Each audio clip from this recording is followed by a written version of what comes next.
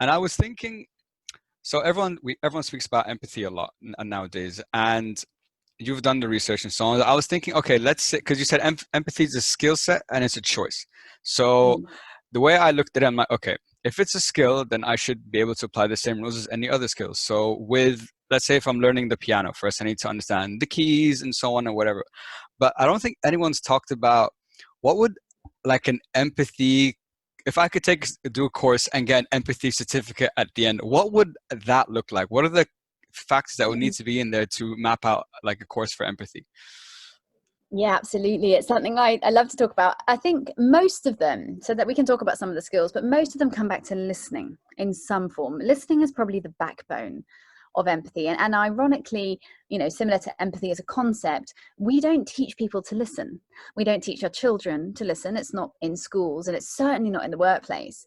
And yet we're supposed to do it all the time, because in order to thrive, we need to understand each other, right? So the first skill set that you would have to hone and perfect is the art of listening, not hearing, but listening. And I think you'll be able to relate to this, because we all can. How often you sat in a meeting or, around a dinner table, someone's talking to you and telling you a whole story, but actually in your head, you're wondering, like, do you need to take the dog out? Where are you going to go shopping next? Did you buy your mum a birthday card? So you're not actually listening. You can hear them and you can probably follow, but you're not really listening. Now, the reality is subconsciously that person knows, because us humans, we're very in tune. So even when our conscious separates us out, our subconscious is working. We know we're not really being heard. And that changes the behavior all the time. Now, I can promise you, because I test it over and over again, when you apply all the sort of skills of empathy, so you listen with your whole body, right? So your body language is facing in. You'll see a lot now on this video, I'm leaning into you all the time, even though we're on a Zoom screen, right? There's a lot of eye contact. I smile a lot. I nod when you're talking. My shoulders are facing you. All of these things are subconscious markers in your brain. Your brain is recognizing them. We are tuned to recognize those things.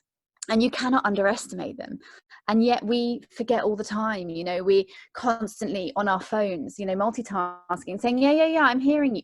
Yeah, I know you are, but that's not the point.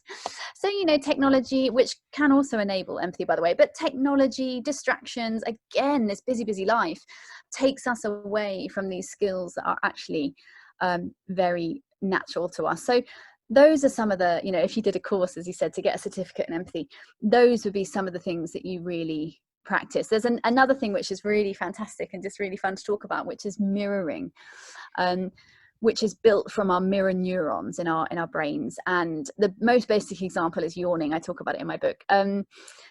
But when you yawn, someone else's yawns, and in fact, actually, just by hearing the word yawn, you often yawn. You may yawn in a minute, but someone listening for sure is already yawning. Okay, so it's the mirror neurons that do that. It's a survival mechanic. So the other thing that would be in your empathy course, if you did it, would be around how to mirror behavior. Now, that doesn't mean explicitly copy people, because that would be a bit awkward, right?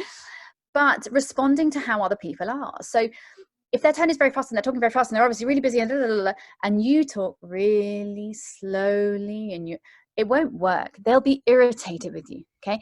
Because they feel you don't understand me. I'm in a rush. You need to reflect my energy. So, mirroring tone, mirroring body language, mirroring energy in that way. Again, lots of it's subconscious, but it has an amazing impact on how people feel seen and heard, which is a fundamental human need. So those would be some of the things in your empathy course. Maybe we should do it. Yeah, we should. And I love I'm very familiar with mirroring, because I took a course all about negotiation. And that was one of the key things that they said to use. He's like, when you go into negotiation and you use it in everyday life, and at the beginning it can feel uncomfortable, because you're like, oh, do they know I'm mirroring them? But after a while, I think you get used to it, and it really helps you build a good rapport and connection with the person. But I think the bedrock of any empathy course, like you said, is the listening. And the example you use, that we are very in tune. Like, I know if I'm speaking to you and you're not actually listening to me, or like you're just hearing me, like you said. And one thing I read about that is, this is how you know if you're listening or hearing. If someone's speaking to you and you're just thinking about the next thing to say, you're not listening to them. you're just Mm. hearing them. And Yeah. that was a really big like wake up call for me personally, because I always thought, oh yeah, I am listening, but when you start paying attention to it, your brain's like, oh no, what should we say next, what should we say next? You're not really like focused on what the person's saying.